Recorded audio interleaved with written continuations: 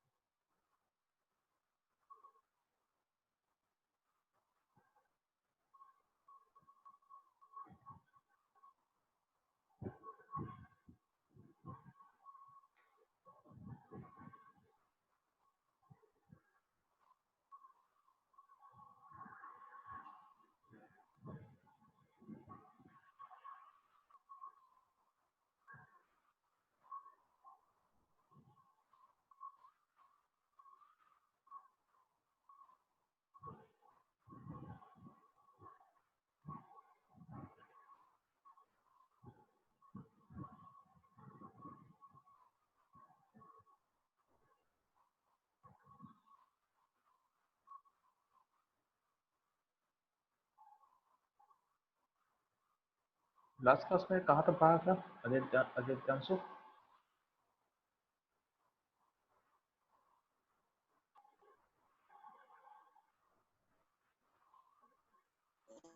Sir last class v by t versus v graph पढ़ाए थे। अच्छा, एक ग्राफ हो चुका है, एक ग्राफ हो चुका है जो नोट्स में है ना? ठीक है, हाँ ठीक है। सूर्य स्नाता बच्चा, आप दो क्लास से कहाँ पे थे?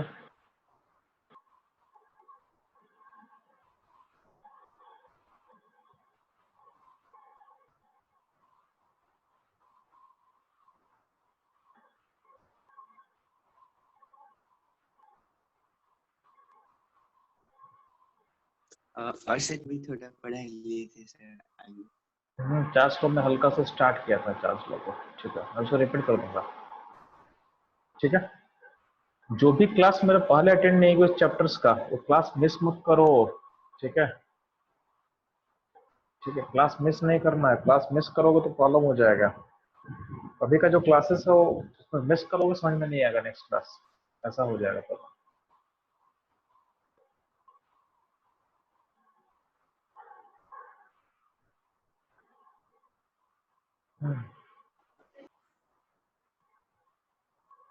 चलो ठीक है, चलो क्लास स्टार्ट करते हैं। सुरेश नाता बच्चा, आप लास्ट 2 क्लास एब्सेंट थे, कहाँ पे थे आप? नो सर, मैं प्रेजेंट थी। प्रेजेंट थे? लास्ट क्लास किए हो दोनों क्लास? Yes sir. अच्छा यस, चलो शायद बाई मिस्टेक मैं नहीं देखा हूँ। ठीक है चलो, ठीक है।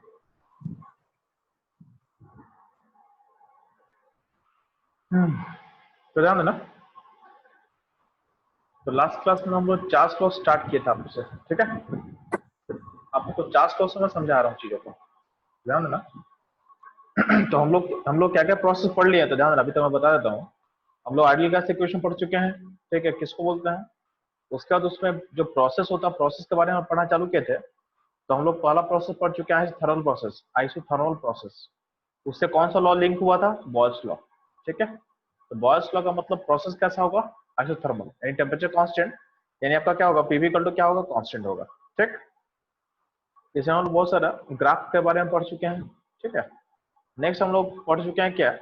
Isobaric process. आइसोबैरिक प्रोसेस का मतलब क्या है? आपका क्या होगा? आपका प्रेशर कांस्टेंट होगा, यानी वॉल्यूम प्रोपोर्शनल टू टी। इसको बोला गया चार्ल्स लॉ, इसको बोला गया चार्ल्स लॉ, ठीक। तो इसके लिए हम लोग ग्राफ पढ़ चुके हैं। अब चार्ल्स लॉ, देखो चार्ल्स लॉ हम लोग क्या होता है हम यहाँ प्रूफ कर चुके हैं, ठीक है। कि अगर आपका प्रेशर कांस्टेंट होगा, प्रेशर कांस्टेंट होगा, और आपका अगर मोल और टेम्परेचर, मोल कांस्टेंट होगा, और आपका आर तो कांस्टेंट होता है, तो आपका क्या होगा? वॉल्यूम और टेम्परेचर आपस में क्या होगा? प्रोपोर्शनल होगा, ठीक है। तो ये चार्ल्स लॉ, तो ये चार्ल्स लॉ जो हम लोग प्रूफ किए थे, प्रूफ किए थे यूजिंग आइडियल गैस इक्वेशन। जो भी प्रूफ हुआ है ये हुआ यूजिंग आइडियल गैस इक्वेशन, ठीक है। अब चार्ल्स लॉ एक्चुअली ऐसे प्रूफ नहीं किया गया था। तो चार्ल्स जो लॉ दिया था वो दिया था on the basis of hot air balloon. तो उसको भी सीखते हैं, क्योंकि कभी कभी एग्जाम में इससे क्वेश्चन आ सकता है, ठीक है, ध्यान समझना। तो चार्ल्स, तो ध्यान दोगे,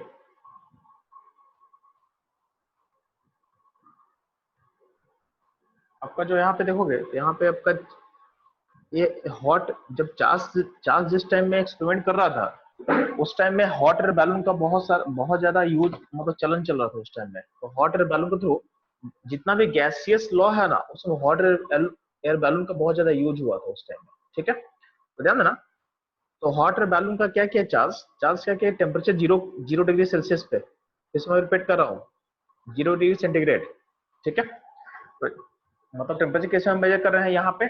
चार्ल्स जो मेजर किया था, वो मेजर किया था सेंटीग्रेड पे, ठीक है। तो और क्या किया कि टेम्परेचर 0 डिग्री सेंटीग्रेड पे वॉल्यूम जो है बैलून का मेजर किया, तो उसमें उस वॉल्यूम को मेजर किया वी नोट, यानी जब टेम्परेचर 0 डिग्री सेंटीग्रेड था उस टाइम में आपका वॉल्यूम था वी नोट, ठीक है।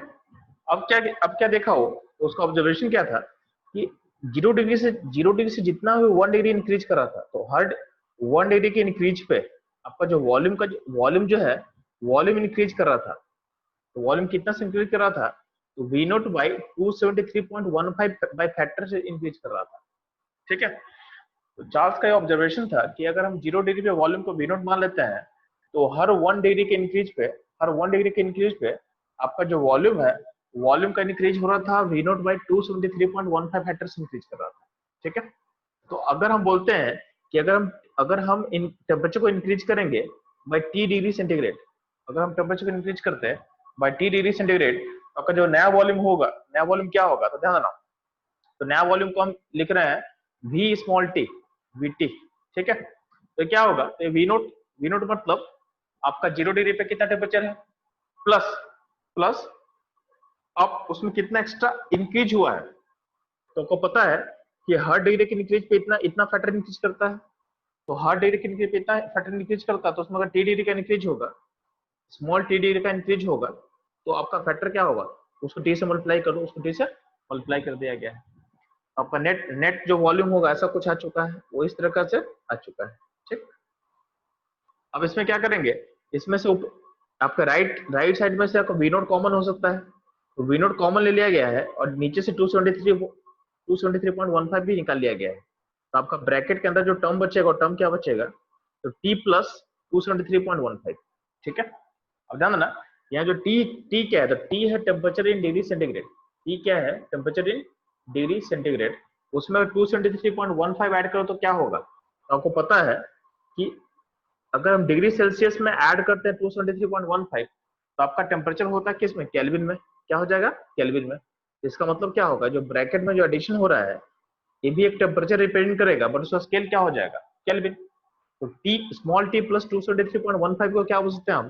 Temperature in Kelvin scale. क्या बोल सकते हैं? Temperature in Kelvin scale. तो अब जो आपका जो नया वॉल्यूम यानी टी डिग्री पे जो आपका वॉल्यूम होगा उसको लिख सकते हो V not divided by 273.15 into T. और यहाँ पे जो टी है ये टी क्या होगा? ये टी होगा टेम्परेचर इन केल्विन स्केल। ये होगा टेम्परेचर इन केल्विन स्केल। इसका मतलब आपका जो वॉल्यूम है at temperature T degree is proportional to temperature in Kelvin scale, क्योंकि V नॉट बाई 273.15 क्या है? कांस्टेंट है। तो उस कांस्टेंट को हटा के सोचोगे तो क्या होगा? Vt is proportional to T, यानी कहीं ना कहीं गैसेस वॉल्यूम क्या होगा? प्रोपोर्शनल टू टेम्परेचर होगा। कौन सा टेम्परेचर? डिग्री सेंटीग्रेड वाला कि केल्विन वाला? केल्विन वाला। ठीक है, तो आपका वॉल्यूम और टेम्परेचर का जो प्रोपोर्शनलिटी होगा किसमें होगा? केल्विन वाला। डिग्री में प्रोपोर्शनल नहीं होगा। डिग्री में प्रोपोर्शनल नहीं होगा, डिग्री में कुछ समेशन का फैक्टर आ रहा है। तो डिग्री वाले के लिए आपका ऐसा रिलेशन दिया हुआ है, ये आपका डिग्री का रिलेशन है। तो कभी कहीं बोलेगा कि वॉल्यूम और टेम्परेचर में अगर डिग्री में दिया हुआ तो कैसा रिलेशन होगा, तो इस रिलेशन को फॉलो करोगे। बट अगर बोले केल्विन में है तो केल्विन में क्या होगा? वॉल्यूम और टेम्परेचर क्या होगा? डायरेक्टली प्रोपोर्शनल होगा। किसका? आइडियल गैसेस का। ठीक है, यहाँ तक बात समझ में आया? तो कभी कभी ये क्वेश्चन आपसे यहाँ पूछ सकता है, डेरिवेशन से क्वेश्चन आपसे आ सकता है। ठीक है, ये क्वेश्चन ये आपको थोड़ा सा समझना है इस चीज को। तो आपका गैसेस वॉल्यूम टेम्परेचर के क्या होता है?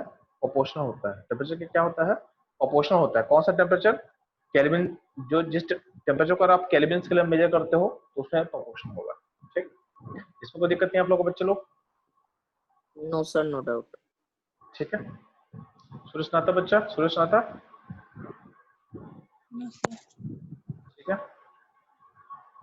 ठीक है, तो ये रहा आपका चार्ल्स लॉ का।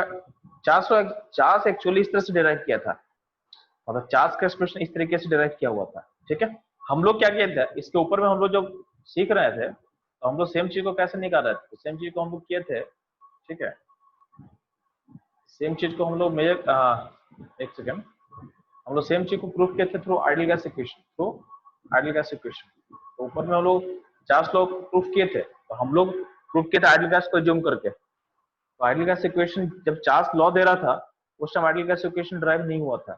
ठीक है, तो चार्ल्स जो अपना डेरिवेशन दिया था वो इस तरीके से दिया हुआ था, यानी उसका डेरिवेशन था on the basis of hot air balloon. ठीक है, प्लस एक चीज और मेंशन करने का बात यहाँ पे है कि चार्ल्स के ही थ्रू यहाँ पे जो आपका नया स्केल दिख रहा है केल्विन स्केल, वो चार्ल्स लॉ के अंदर आपको मतलब उसका बेसिस मिल जाएगा आपको। ठीक है, तो टी जो केल्विन स्केल है, केल्विन स्केल ध्यान देना, केल्विन स्केल का वैल्यू कैसे निकलेगा? तो T प्लस 273.15। तो ये कहीं ना कहीं केल्विन स्केल को ड्राइवेशन का यहाँ से फंडा निकला था, how to drive Kelvin scale. ठीक, प्लस ध्यान देना, आप लोग बहुत सारे टेम्परेचर का स्केल जानते हो, डिग्री का भी जानते हो, फ़ारेनहाइट का भी जानते हो। ठीक है, अब ध्यान देना, डिग्री में नेगेटिव होता है, -1 -2 डिग्री होता है। ठीक है, फ़ारेनहाइट में भी नेगेटिव टेम्परेचर होता है, बट कभी भी केल्विन स्केल में नेगेटिव नहीं सुने होगे। केल्विन स्केल में नेगेटिव टेम्परेचर कभी नहीं होता है। ठीक है, तो उसका लॉजिक क्या आता है? क्योंकि ध्यान देना, गैस का वॉल्यूम प्रोपोर्शनल टेम्परेचर है। ठीक है, और वॉल्यूम कभी नेगेटिव होता है क्या? नहीं, वॉल्यूम कभी नेगेटिव नहीं होता है। ठीक है, वॉल्यूम कभी नेगेटिव होता नहीं है। तो अगर हम वॉल्यूम और टेम्परेचर को प्रोपोर्शनल बोलते हैं केल्विन स्केल में, तो अगर वॉल्यूम नेगेटिव नहीं होगा तो क्या होगा? आपका टेम्परेचर नेगेटिव होगा क्या? नहीं। तो सिंपल सा बात है, तो केल्विन स्केल कभी भी नेगेटिव होता नहीं है, क्योंकि वॉल्यूम किसी का नेगेटिव पॉसिबल नहीं है। समझ में आया? वॉल्यूम एटलीस्ट क्या हो सकता है? 0 हो सकता है। ठीक है सर। हाँ हेलो, हाँ बोलो। यस सर, 0 केल्विन पे क्या होता है? चलिए, 0 केल्विन अचीव आज तक नहीं किया गया है आज तक। सर पर अगर अचीव हो गया सर तो होगा क्या सर? इसका पड़ेगा अचीव हो गया, इसका मतलब कि वो आपका जो वॉल्यूम है 0 हो चुका है। ठीक है, जो कि पॉसिबल नहीं है। तो अभी तक फिजिकली अगर तुम 0 केल्विन अचीव करो, इसका मतलब जो वॉल्यूम मेजर करो ना किसी भी गैसेस चीजों का, वो 0 हो जाएगा, यानी मतलब, और जो कि रियलिटी में पॉसिबल होता नहीं है, समझे? तो आज आज तक यस यहाँ पे देख, यहाँ पे हम केल्विन में आपका आपका पॉइंट में जा चुका है टेम्परेचर, पॉइंट 0.2 केल्विन ऐसा पहुंच चुका है, बट 0 केल्विन आज तक नहीं पहुंचा है, ठीक है? तो अभी तक हम अभी तक इसको ट्रू मानते हैं। इसका मतलब क्या है कि केल्विन स्केल का टेम्परेचर कभी भी 0 अचीव नहीं होगा, कभी भी 0 अचीव नहीं होगा, ठीक है? इसको आप ध्यान देना। आपका एनसीईआरटी में आपका आप एनसीईआरटी बुक खोलोगे, एक सेकंड होल्ड करा थोड़ा सा।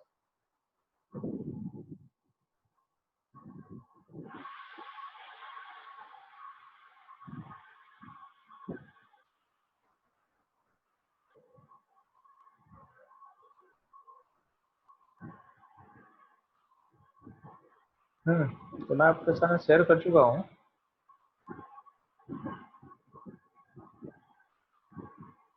याद है आपका एनसीईआरटी में चार्ल्स को जो मैं बोल रहा था उसके यहाँ लिखा हुआ है, ठीक है? और यहाँ पे भी समझाया हुआ है कि जो T + 273.15 है, उसको हम नया स्केल बोल सकते हैं, उसको टेम्परेचर केल्विन टेम्परेचर स्केल बोल सकते हैं, ठीक है? यानी केल्विन स्केल का जो डेरिवेशन है वो 400 से हुआ था, इसको आप बोल सकते हो, ठीक है? और केल्विन स्केल को यहाँ पे देखो, यहाँ पे लिखा हुआ है ये एब्सोल्यूट टेम्परेचर स्केल होता है, ठीक है? तो केल्विन स्केल को हम बोलेंगे ये मेरा एब्सोल्यूट टेम्परेचर स्केल है। क्यों ऐसा होता है? क्योंकि केल्विन स्केल में नेगेटिव टेम्परेचर नहीं पॉसिबल है, ठीक है? तो केल्विन स्केल को कभी कभी बोलते हैं एब्सोल्यूट टेम्परेचर स्केल। क्या बोलते हैं? Absolute temperature scale. ध्यान देना।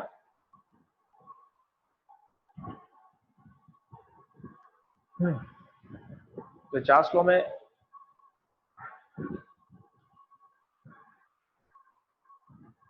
यहाँ ध्यान देना, जो यहाँ पे ग्राफ ड्रॉ किया हुआ है, ये वॉल्यूम वर्सेस क्या टेम्परेचर है, और टेम्परेचर किस में है? तो टेम्परेचर आपका 0 डिग्री सेंटीग्रेड में है। किसमें है? डिग्री सेंटीग्रेड में है। तो ध्यान देना, डिग्री सेंटीग्रेड का मतलब क्या है कि अगर केल्विन, अगर मान लेते हैं केल्विन 0 होता है, उस केस में डिग्री कितना होगा? 0 केल्विन को डिग्री में चेंज करो तो कितना होगा? -273.15 डिग्री होगा, ठीक है?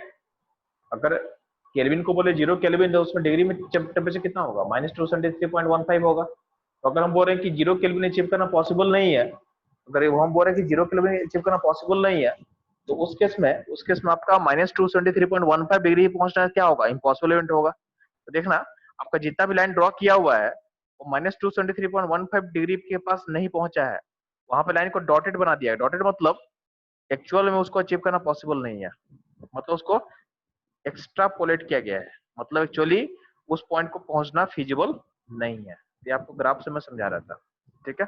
अच्छा, पता है यहाँ पे आप लोग को बता चुका हूँ कि जब V वर्सेस T का जब ग्राफ ड्रॉ करते हैं तो उसमें P1 P2 P3 जो होता है स्लोप्स में होता, मतलब ये आएगा, ठीक है?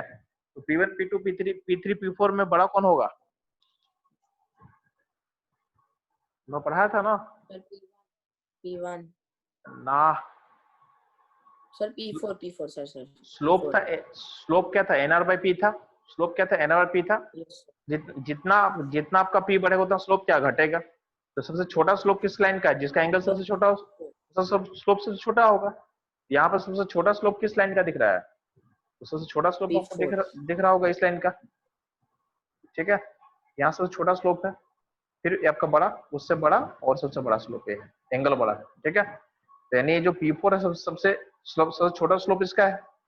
तो जिसका सबसे छोटा स्लोप होगा उसका प्रेशर क्या होगा? उसका प्रेशर सबसे हाईएस्ट होगा, उसका प्रेशर सबसे ज्यादा हाईएस्ट होगा, ठीक है? इसमें कोई दिक्कत यहाँ तक? चलो,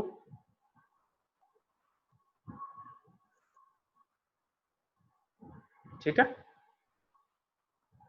तो ध्यान है ना?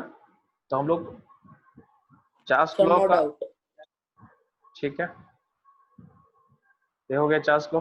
चार्ल्स लॉ का मतलब क्या था? प्रेशर क्या था? कांस्टेंट था। अगला मूव करते हैं। अगला कंडीशन क्या है? Isochoric process. क्या है? आइसोकोरिक प्रोसेस, ठीक? तो आइसोकोरिक प्रोसेस बोलने का मतलब क्या होगा?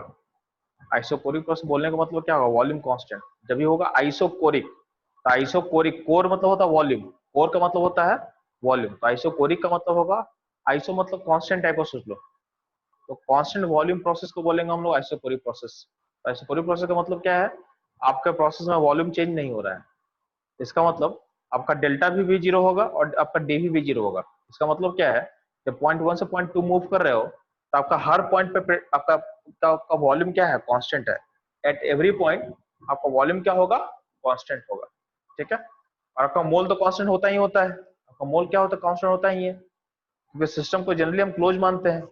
जब तक सिस्टम ओपन नहीं होगा तब तक आपका मोल क्या होगा, मोल कहीं जाएगा नहीं गैस का, यानी क्या होगा, गैसेस मोल क्या होगा, फिक्स रहेगा, कांस्टेंट रहेगा। हाँ। तो आपके पास क्या है, पीवी इक्वल टू एनआरटी है, आपके पास पीवी इक्वल टू एनआरटी है, ठीक है।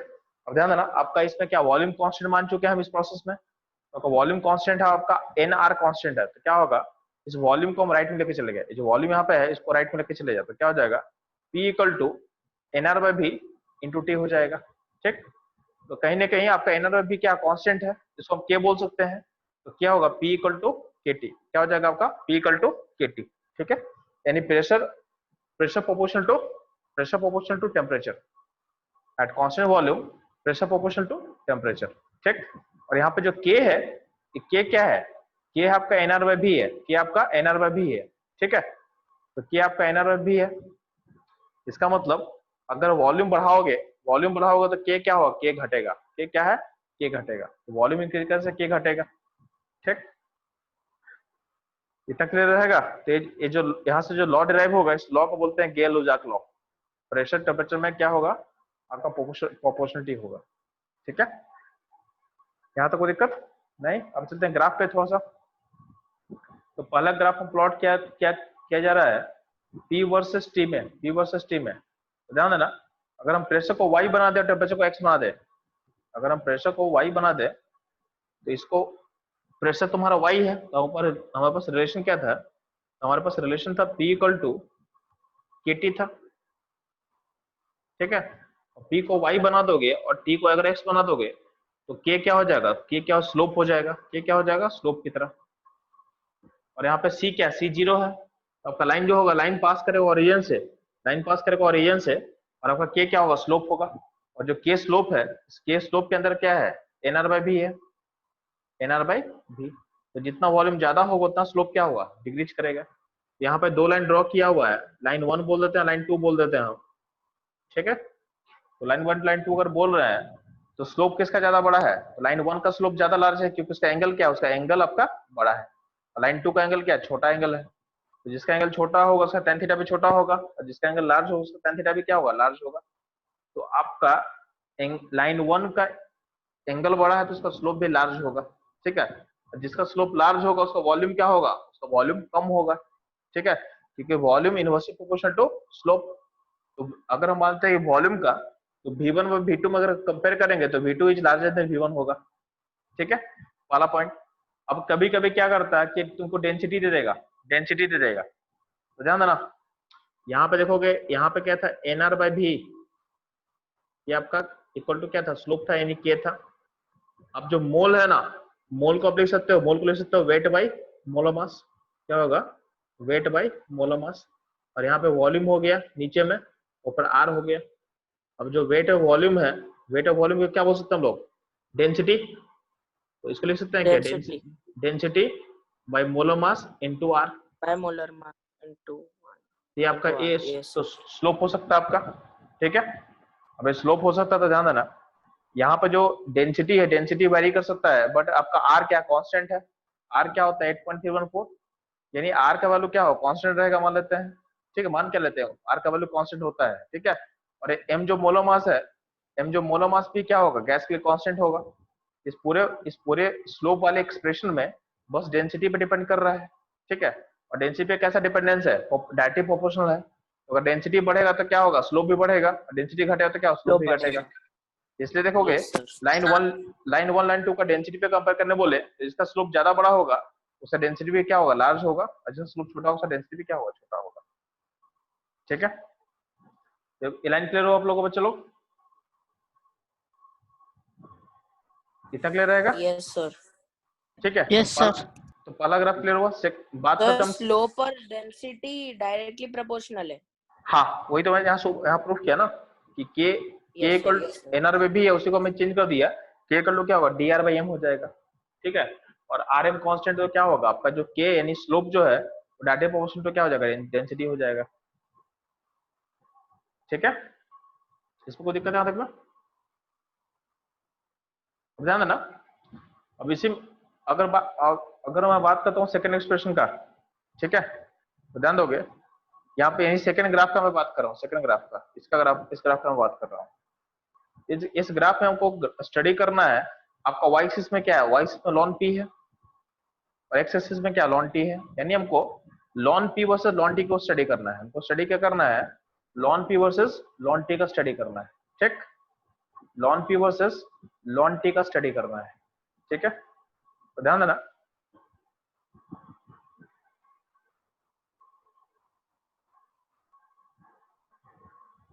Lawn P versus lawn T का आपको स्टडी करना है तो आपको ध्यान देना है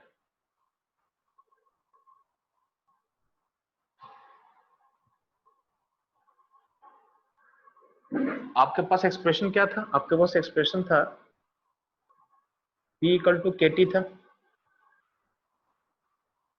ठीक, अब लॉन लाना है तो क्या, दोनों साइड लॉन ले लेते हैं, दोनों साइड लॉन ले लो तो क्या हो जाएगा, लॉन P इक्वल टू क्या होगा, lawn T plus lawn K हो जाएगा, बस लॉन K हो जाएगा। अब इसको आपको Y बनाना है, इसको आपको X बनाना है, तो ये क्या हो जाएगा, ये हो जाएगा C की तरह, ये हो जाएगा C की तरह। अब इसको जब कंपेयर करोगे कौन सा लाइन से, स्ट्रेट लाइन के इक्वेशन से, किससे, y equal to mx plus C से, y equal to mx plus C से। तो आपका जो c है कौन सा, लॉन के c की तरह हो गया, लॉन टी x की तरह हो गया, तो यहाँ पे स्लोप क्या, m क्या होगा, तो m होगा 1, m होगा 1, यानी आपका लाइन का जो tan थीटा होगा, tan थीटा क्या होगा 45 डिग्री, tan थीटा का वैल्यू 1 कब होता है, जब थीटा होगा 45 डिग्री। तो आपका जो लाइन का जो स्लोप होगा 1, यानी स्लोप क्या होगा पॉजिटिव, यानी आपका जो एंगल बनेगा वो बनेगा 45। तो देखना हर जगह एंगल सेम बना है, एंगल का वैल्यू क्या हर जगह सेम है, कितना वैल्यू है 45 डिग्री। ठीक है, अब जो आपका सी है, सी का इंटरसेप्ट है, इंटरसेप्ट डिपेंड करेगा आपका किस पे, लॉन के पे, सिंपल सा बात है। ध्यान देना, आपका जो के है और लॉन के, जिसको हम सी बोल दे रहे हैं, ठीक है, तो के का वैल्यू अगर के का वैल्यू हमेशा पॉजिटिव होगा, के का वैल्यू हमेशा पॉजिटिव होगा, क्योंकि के क्या है, के का वैल्यू के क्या है, के है बेसिकली एनआर बाय भी, के है एनआर बाय भी। ठीक, तो के का वैल्यू में मोल पॉजिटिव होता है, आर पॉजिटिव है, तो और वॉल्यूम भी हमेशा क्या पॉजिटिव होगा, इसका मतलब के क्या होगा, के ऑलवेज क्या होगा पॉजिटिव होगा। ठीक, ध्यान ना, के का वैल्यू जो 1 से छोटा होगा, 1 से छोटा होगा, उस केस में क्या होगा, लॉन के होता है नेगेटिव, क्या होगा, लॉन के होगा नेगेटिव। के का वैल्यू जब इक्वल टू 1 होगा तो लॉन के क्या होगा 0, के का वैल्यू क्या होगा ग्रेटर देन 1 होगा तो आपका लॉन के क्या होगा, लॉन के होगा पॉजिटिव। यहाँ पे 3 बाउंड्री पॉइंट्स अपने पास, 3 आपके पास बाउंड्री पॉइंट्स है, तो यानी के पे मेरा कोई कंट्रोल नहीं है, के कुछ भी हो सकता है, के पे मेरा कोई भी कंट्रोल नहीं है, के कुछ भी हो सकता है। तो उस केस में आप ध्यान देना, आप क्या कर सकते हो कि जब के का वैल्यू 1 से छोटा होगा उस केस में लाइन ये वाला होगा, जब के इज लेस देन 1, ये लाइन। ठीक है, क्योंकि उसमें जो इंटरसेप्ट होगा, इंटरसेप्ट क्या नेगेटिव होना चाहिए, तो नेगेटिव देखो, हाँ नेगेटिव कट किया हुआ है। ये का वैल्यू जो 1 इक्वल टू 1 होगा तो लॉन के क्या हो 0 होगा, यानी लाइन कहां से पास करेगा, ऑरिजिन से पास करेगा, तो ये हो जाएगा के इक्वल टू 1 वाला, और के जो 1 से बड़ा होगा उसका लाइन ये हो जाएगा, आपका इंटरसेप्ट क्या होगा पॉजिटिव होगा। ठीक है, यस सर, सी 1 से ऑरिजिन से ऊपर होगा। हाँ ठीक है, यस तो सर, ये हो जाएगा इस लाइन का lawn P versus lawn T का, मतलब lawn P versus lawn T का 3 लाइन पॉसिबल है, और डिपेंड करेगा 3, देखो हर लाइन का स्लोप सेम है, बाकी लाइन कौन सा होगा डिपेंड करेगा के के वैल्यू पे, तो के के वैल्यू के अकॉर्डिंग आप लाइन को सोच सकते हो। ठीक है, यहाँ तो कोई प्रॉब्लम आप लोग को, यहाँ तो कोई प्रॉब्लम नहीं है आप लोग को? No sir. चलो, नो सर, नो डाउट। तो ठीक है, नो डाउट, तो चलते हैं हम लोग, तो हम लोग चलते हैं, मूव करते हैं हम लोग नेक्स्ट ग्राफ पे। ठीक है, अगला जो ग्राफ है, वॉल्यूम का कंपैरिजन नहीं, अच्छा वॉल्यूम का कंपैरिजन इसमें, तो ध्यान दे सुनो, इसमें अगर वॉल्यूम को कंपेयर करना होगा आपको ना, तो यहाँ नहीं, यहाँ वॉल्यूम, अच्छा सुना पे यहाँ पे ऐसे लिखा हुआ है, आपको एक्सप्लेन कर रहा हूँ। ठीक है, ध्यान देना, के का वैल्यू क्या था, एनआर में भी था, तो जितना वॉल्यूम बढ़ेगा उतना के क्या होगा छोटा होगा, तो जिसका के जितना छोटा होगा उसका लॉन भी उतना छोटा होगा। ठीक है, तो सिंपल सा बात है, जिसका के छोटा उसका लॉन छोटा, यानी उसका इंटरसेप्ट छोटा होगा। तो जितना आपका के वॉल्यूम बड़ा होगा उतना के छोटा होगा, और जितना के छोटा होगा उतना इंटरसेप्ट छोटा होगा। इसका मतलब आपका जो के लेस देन 1 है उसका वॉल्यूम क्या होगा, लार्जेस्ट होगा, उसका वॉल्यूम लार्जेस्ट होगा। ठीक है, और के जिसका सबसे लार्जेस्ट होगा, यानी सॉरी जिसका लॉन, देखो अगर के बड़ा होगा तो लॉन के ही बड़ा होगा, और के बड़ा होने का मतलब क्या है, आपका वॉल्यूम क्या होगा, वॉल्यूम आपका छोटा होगा। यहाँ पे देखोगे, यहाँ पे आपका V1 V2 V3 है, तो V3 मतलब उसका के 1 से छोटा है, यानी आपका जो के सबसे छोटा है उसका वॉल्यूम क्या होगा, उसका वॉल्यूम लार्जेस्ट होगा, उसका वॉल्यूम लार्जेस्ट होगा। ठीक है Aditya? Yes, sir. Good evening, sir. Sir, Vidisha here. Hello. विदेश से कहाँ गायब थे बच्चा आप? हेलो सर, आज वो क्या हुआ था ना, हमारा नेट, सर इधर बहुत कनेक्शन का इशू था, तो मेरा मतलब आ ही नहीं रहा था, इसीलिए थोड़ा मतलब लेट। ठीक है, अभी हेलो विदेशा मेरा वॉइस जा रहा है आपके पास? विदेशा? हाँ सर, आ रहा है।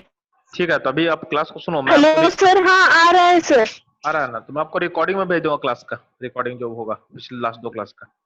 ठीक है, हाँ सर, हाँ सर, हाँ डाउट हो तो मैं समझा दूंगा उसको। Thank you sir. ठीक है, जिसको डाउट होगा मैं रिकॉर्डिंग भेज दूंगा, मेरे बोल देना। ठीक है, और मैं दोबारा समझा भी दूंगा किसी प्रॉब्लम हो तो। ठीक है, बस आप लोग को अपना प्रॉब्लम शेयर करते चलना कि जहां आपको प्रॉब्लम फील हो रहा है। अब ध्यान देना,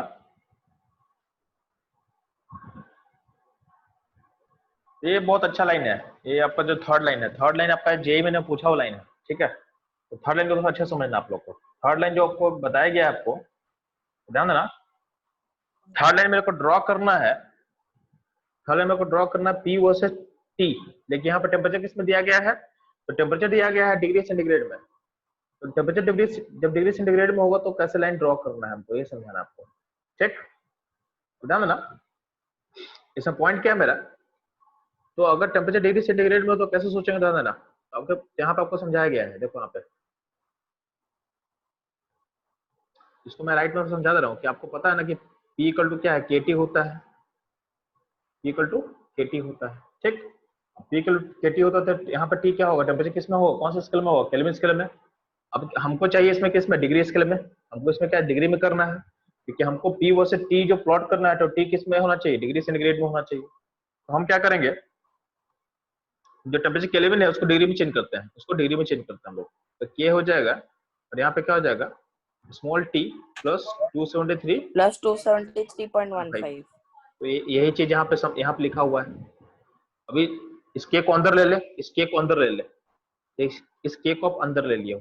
ठीक है, तो K को अंदर ले लोगे तो आपका जो इक्वेशन आ जाएगा P इक्वल टू क्या हो जाएगा, KT into KT plus 273.15 K। हाँ, तो यहाँ भी K है और यहाँ भी K है, प्लस C, ये आपका Y हो गया P, और T क्या हो गया आपका, T जो है X, T X हो गया, तो T आपका X हो चुका है, तो K हो जाएगा स्लोप, और ये आपका C हो चुका है इंटरसेप्ट, और यहाँ पे K क्या होगा, K होगा स्लोप, यानी M की तरह काम करेगा। तो आपको पॉइंट आप ध्यान देना कि आपका जो K का टर्म है ना, K बेसिकली है क्या, तो K बेसिकली है क्या, यहाँ पे NR बाय V है, क्या है, NR by V, NR by V। तो ध्यान दोगे आपका जो K का वैल्यू है स्लोप के इक्वल है, और कहीं ना कहीं इंटरसेप्ट में मल्टीप्लाई किया गया है, इंटरसेप्ट में भी मल्टीप्लाई किया गया है। तो ध्यान देना, आपका जो ऊपर में जो P जो T का था उसमें स्लोप, उसमें इंटरसेप्ट में चेंज करा था, स्लोप सेम था। अभी जो P वर्सेस T का जो अभी ग्राफ स्टडी किए जस्ट ऊपर में, उसमें क्या था, T का टेम्परेचर में हो केल्विन में होगा तो उसमें क्या था, स्लोप सेम था। आपका बस वेरी क्या करता, बस वेरी करता इंटरसेप्ट, बट यहाँ पे क्या है, यहाँ पे आपका स्लोप भी वेरी करेगा और आपका इंटरसेप्ट भी वेरी करेगा। तो मान लेते हैं कि अगर तुम वॉल्यूम बढ़ाएगा, तो क्या होगा, अगर इसको हम प्लॉट करते हैं, पहले ध्यान दो, तो यहाँ पे एक लाइन प्लॉट करके दिखा दिया गया है।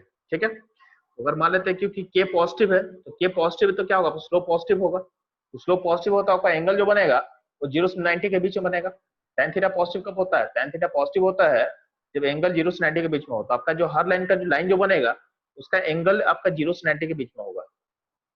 ठीक, यहाँ पे आपका दो लाइन दिखाया हुआ है, दोनों लाइन का एंगल है जो 0 से 90 के बीच में है। ठीक है, इसको थीटा 1 बोल दे रहे हैं अगर हम, ये थीटा 1 है और आपका ब्लू वाला थीटा 2 मान लेते हैं, थीटा 2। तो आपको पता है कि theta 2 is greater than theta 1।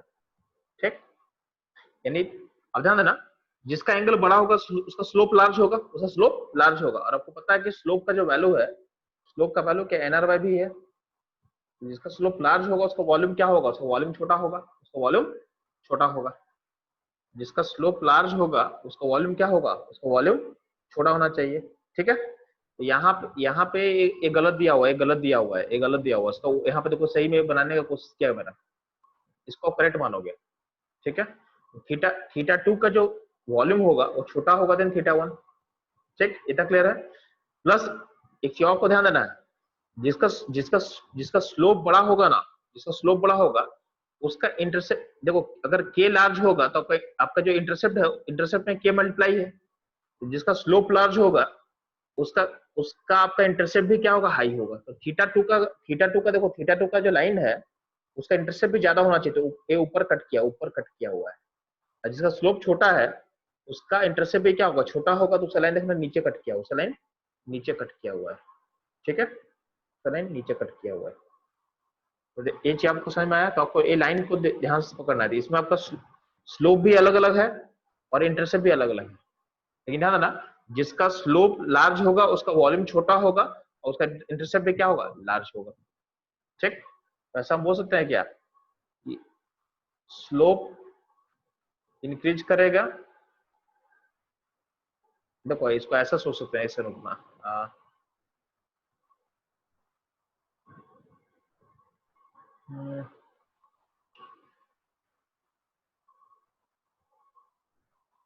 इसको ऐसा हम बोल सकते हैं, अगर आपका वॉल्यूम, देखो आपका अगर वॉल्यूम बढ़ता है तो आपका जो स्लोप है यानी एम भी क्या होगा, इंक्रीज करेगा। अगर एम इंक्रीज करेगा, ठीक है, तो स्लोप बढ़ेगा तो एम इंक्रीज करेगा। एम इंक्रीज करेगा इसका मतलब क्या होगा, सॉरी उल्टा हम बोल रहे हैं, उल्टा बोल रहे हैं। आपका वॉल्यूम बढ़ेगा तो आपका एम क्या होगा, आपका एम घटेगा। एम घटेगा मतलब स्लोप घटेगा। ठीक, तो आपका थीटा भी क्या होगा, आपका थीटा भी घटेगा और थीटा घटेगा। और आपका साथ साथ क्या होगा, आपका के मतलब सॉरी आपका इंटरसेप्ट यानी सी भी क्या होगा, सी भी डिक्रीज करेगा। ये आपका रिलेशन सोच सकते हो। ठीक, यहाँ तो कोई दिक्कत। तो ये ग्राफ थोड़ा सा इंपॉर्टेंट था जो मुझे डिस्कस करना था। ठीक है, यहाँ तो कोई दिक्कत था आप लोग बच्चे लोग, नहीं सर। ठीक है, तो आज की क्लास में इतना ही नो रहेगा। डाउट।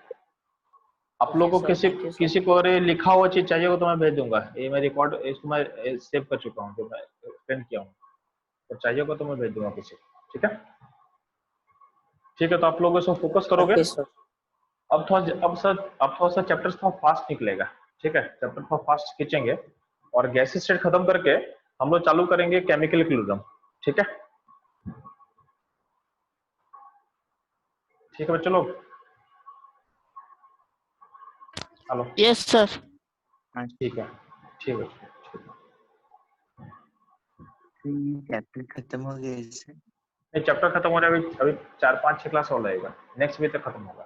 ठीक है, नेक्स्ट वीक तक खत्म हो पाएगा। तो 30% चैप्टर फिनिश हो चुका है। तो मैं आपको क्वेश्चन भेज दूंगा जो बुक को सॉल्व करना आप लोग को। ठीक है,